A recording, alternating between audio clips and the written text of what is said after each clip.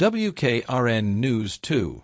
Country artist Luke Combs opened up about his specific struggles with obsessive-compulsive disorder, OCD, in an interview with 60 Minutes Australia this week.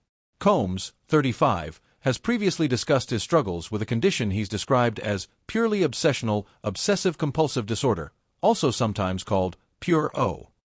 This form of OCD generally manifests in mostly mental compulsions, rather than physical compulsions.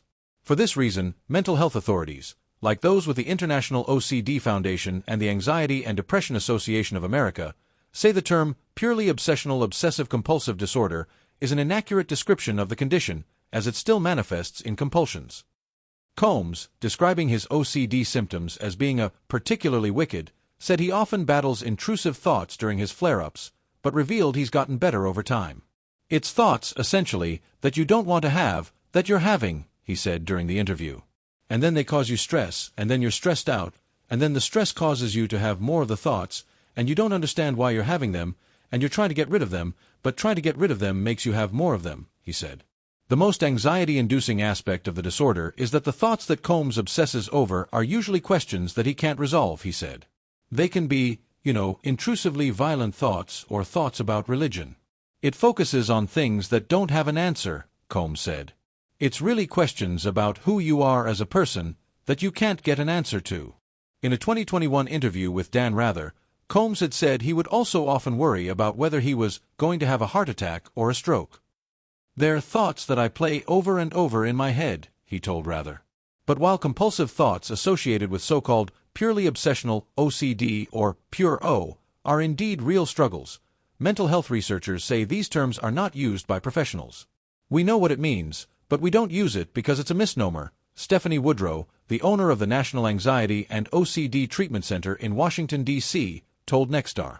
The term originally described this idea of people who just have obsessions or unwanted distressing thoughts or images, Woodrow explained.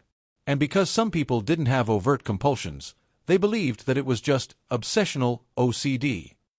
OCD, however, can manifest in a number of different ways, Woodrow said, and most people with OCD have multiple themes that jump around and overlap. But they always include compulsions, she said.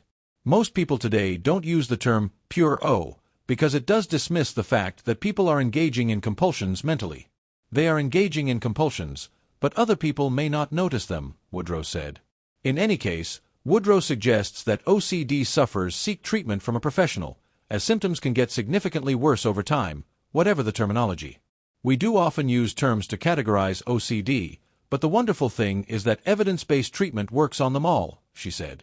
In his 60 Minutes interview, Combs didn't go into detail about any treatments he's sought over the years. But he said he's become an expert in dealing with his compulsive thoughts.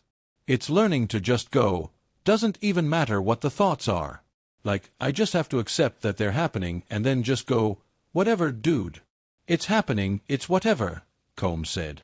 It's weird, sucks, hate it, drives me crazy, but then you just eventually, the less that you worry about why you're having the thoughts, eventually they go away. It's very tedious to pull yourself out of it, he also said. You have to know what to do, and I'm lucky to be an expert in how to get out of it.